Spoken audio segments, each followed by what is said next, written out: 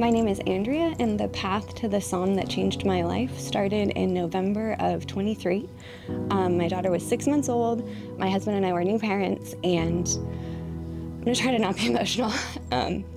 We found a lump on his neck, and he was experiencing some lower back pain.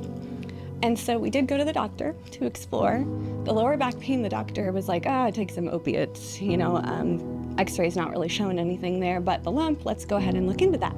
And so we did look into it, and it was a malignancy, and so cancerous. And anybody who's been on the cancer journey, as one could call it, knows that it's not just like, oh, you have cancer.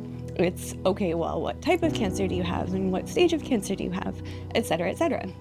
So we're on this journey, we're on this path, and we're trying to figure out what's going on, what's the extent of it. And we're to a point where we realized that the doctors knew it was either breast cancer, or it was salivary cancer, or it was lung cancer.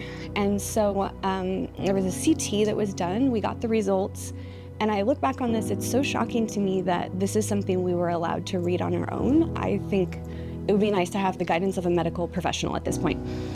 So we're reading the results just on our own in our bedroom, looking down, and it says that this cancer has spread all through his liver and all through his bones.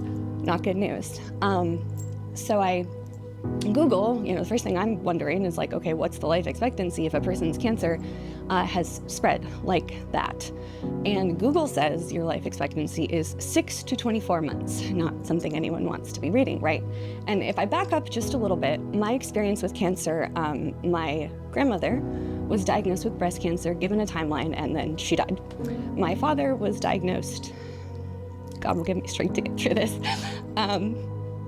with glioblastoma, which is a brain cancer, diagnosis, timeline, he died. So now my husband has been diagnosed with an as of yet unknown type of cancer, timeline 6 to 24 months. And in that moment, I fully expected that my husband would die.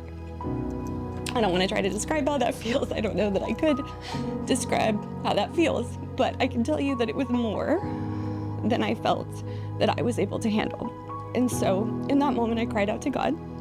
I asked God for a psalm. My intention in that moment was just this belief that my husband is going to die, and I cannot do this on my own. I need some guidance, I need some help. And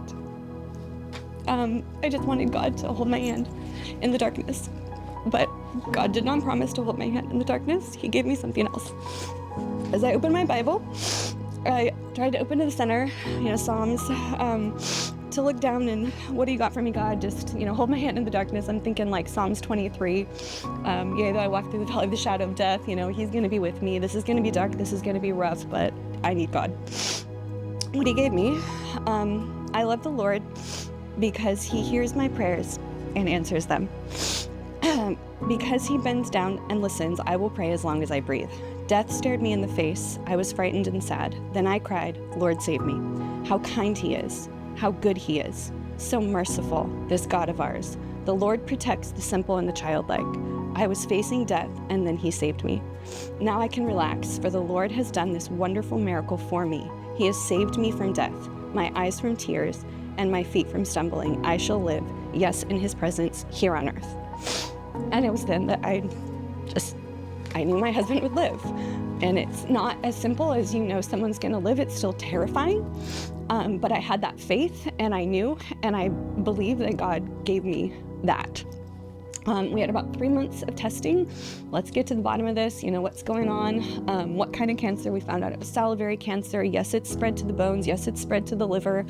3 months of testing, about 3 months of treatment, and then we started to get reports that there was no more cancer. And so for about over a year, I've just been praising God, every day, you took this cancer away. Unfortunately, more recently, there's something the doctors have missed. And so we are back on that, journey, if you will. I know that what laid in darkness, this cancer that the doctors missed, God saw.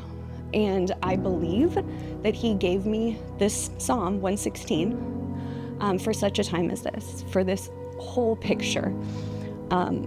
And so I have faith, and I would, encourage you as you're praying, keep my family in mind. Pray Psalm 116 over myself, Andrea, my husband, Brian. Our daughter is a part of this, Violet.